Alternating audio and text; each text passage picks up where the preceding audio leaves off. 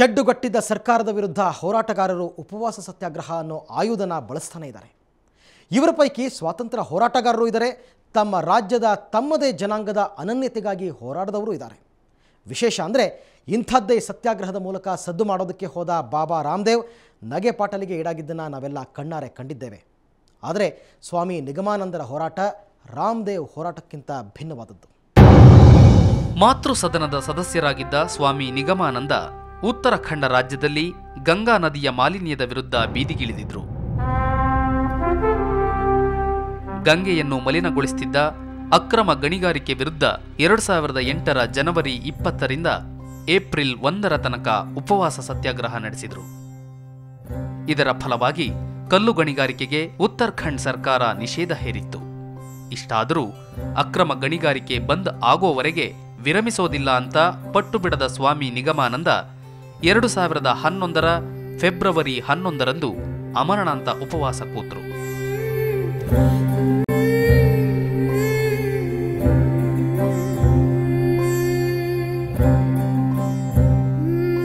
April 27ರ ಹೊತ್ತಿಗೆ ನಿಗಮಾನಂದರ ಆರೋಗ್ಯ ವಿಷಮಿಸಿತ್ತು. ಆಗ ನಿಗಮಾನಂದರನ್ನ ಡೆಹ್ರಾಡೂನ್ನ ಆಸ್ಪತ್ರೆಯೊಂದಕ್ಕೆ ಸೇರಿಸಲಾಯಿತು. ಆದರೂ ನಿಗಮಾನಂದ್ ಜೂನ್ 13ರಂದು ವಿವಾದಾತ್ಮಕವಾಗಿ ಸಾವನ್ನಪ್ಪಿದ್ರು. ಇವರ ಸಾವಿಗೆ ವಿಷ ಪ್ರಾಶಾನವೇ ಕಾರಣ ಅನ್ನೋ ಗುಲ್ಲೆದ್ದಿತ್ತು. ಆದರೆ ಸರ್ಕಾರ ಅದರ ಬಗ್ಗೆ ಅಷ್ಟಾಗಿ ಗಮನ ಕೊಡದೇ ಇದ್ದರಿಂದ ಆ ಪ್ರಕರಣ ಹಾಗೆ ಮುಚ್ಚಿಹೋಯಿತು.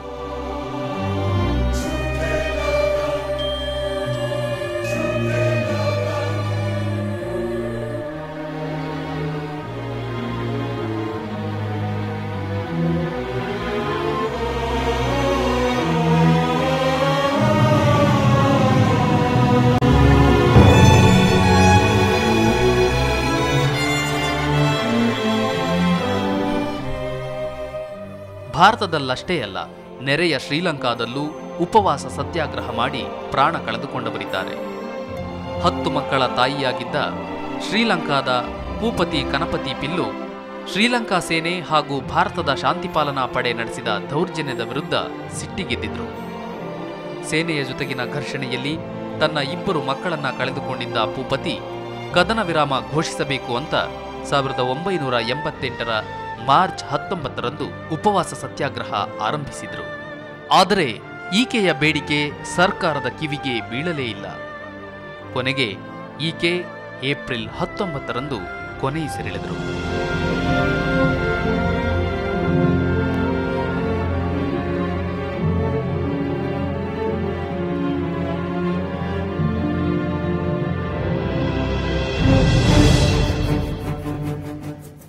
ಅಹಿಂಸಾ ಹೋರಾಟ ಮಾರ್ಗ ಅಂತಾನೆ ಫೇಮಸ್ ಆಗಿರೋ ಉಪವಾಸ ಸತ್ಯಾಗ್ರಹದ ಮಾರ್ಗದಲ್ಲಿ ಹೋರಾಡಿ LTTEಯ ಲೆಫ್ಟಿನೆಂಟ್ ಕರ್ನಲ್ ದಿಲೀಪನ್ ಸಾವನ್ನಪ್ಪಿದ್ದು ಅಚ್ಚರಿಯ ಸಂಗತಿಯಾಗಿದೆ.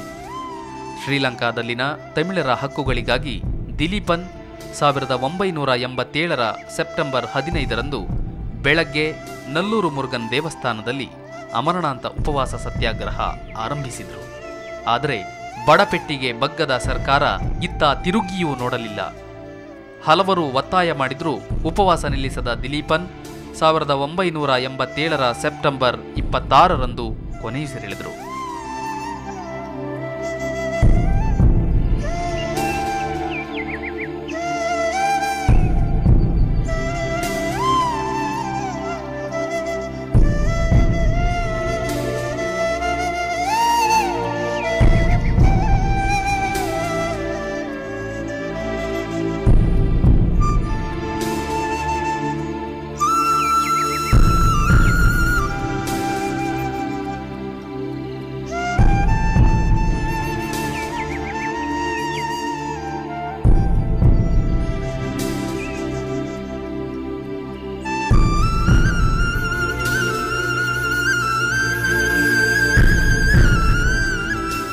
ಹೀಗೆ ಭಾರತದಲ್ಲಷ್ಟೇ ಅಲ್ಲದೆ ಭಾರತದ ಹೊರಗೂ ಉಪವಾಸ ಮಾಡಿ ಅನೇಕರು ಸಾವನ್ನಪ್ಪಿದ್ದಾರೆ.